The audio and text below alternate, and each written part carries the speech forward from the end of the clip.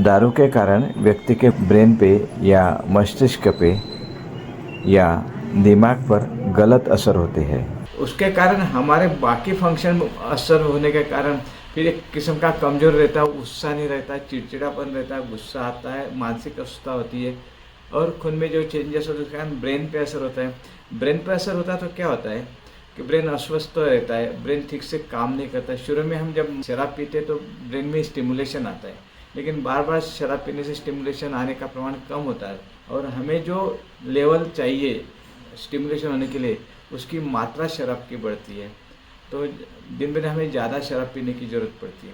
फिर हम शराब पीते तो शराब पीने के कारण हमारे मन में जो परिणाम होता है वो एक बंधन रहता है, जो एक उसके ऊपर जो एक इनिबिशन रह रहा निकल जाता है तो हम बड़बड़ ज़्यादा करने लगते हैं, फालतू की बड़बड़ ज़्यादा करने लगते हैं, लोग हमसे परेशान हो जाते हैं।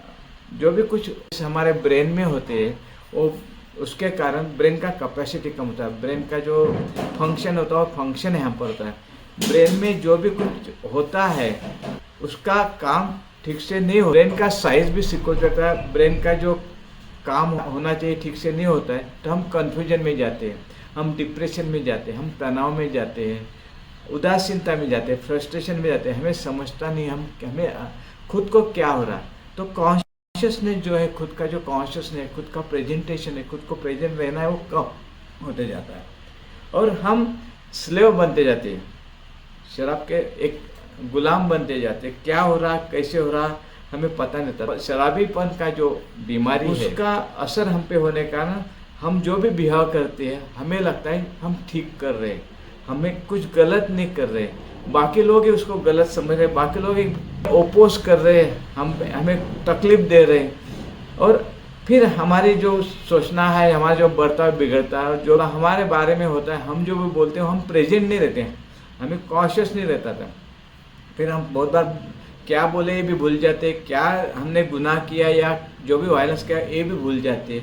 ऐसे वक्त हम खुद के बारे में प्रेजेंट नहीं रहने के कारण जो भी हो रहा हमें कुछ समझता नहीं है।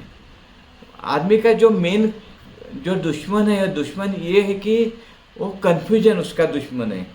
क्या करना चाहिए, क्या हो रहा है कुछ समझता नहीं है, क्या डिसीजन लेना है समझता नहीं है, मैं जो डिसीजन ले रहा वो सही है कि गलत है ये भी समझता नहीं है।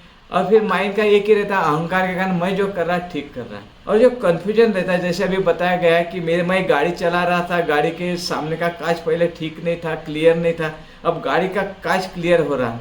वैसे जब शराबीपन में अपने मन की दृष्टि, मन का विजन, मन जो रहता है वो विजन बिगड़ा हुआ रहता है, सामने का कुछ दिखता नहीं है, जो कुछ बियॉन्ड आवर सेल्फ जो भी सोचना चाहिए हम सोच नहीं सकते हैं, हम सिर्फ हमारे बारे में सोचते हैं, हम सिर्फ खुद के ऊपर ख्याल देते हैं और फिर खुद के सुख का, खुद के संतोष का, खुद के आराम का हम सोचते हैं। बस मुझे अच्छा लगना चाहिए, बस मेरा टाइम अच्छा जाना चाहिए, बस मेरा मन शांत रहना चाहिए।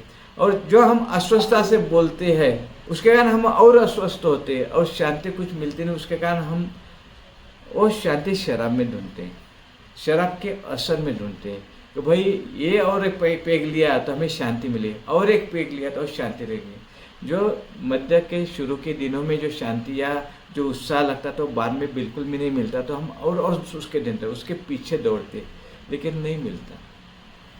तो शराब की मात्रा बढ़ती जाती है, शराब के कारण जो खराबी होती है बॉडी में वो बढ़ती जाती है। ऐसे वक्त हमें समझता नहीं है कि हम गलत कर रहे हैं, ऐसे वक्त गलत कर रहे हैं ऐसा समझ में आए तो क्या सही है और सही करने के लिए क्या करना चाहिए उसकी तरफ हमारा कंसंट्रेशन है, उसकी तरफ ख्याल नहीं जाता है।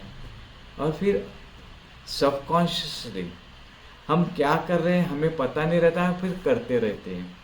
ऐसे वक्त जानवर में हमारे में कुछ फर्क नहीं रहता है। फिर जैसे अगर कुत्ते को मारा तो कितना चिल्लाता है वैसे हम चिल्लाने लगते, बात करने लगते,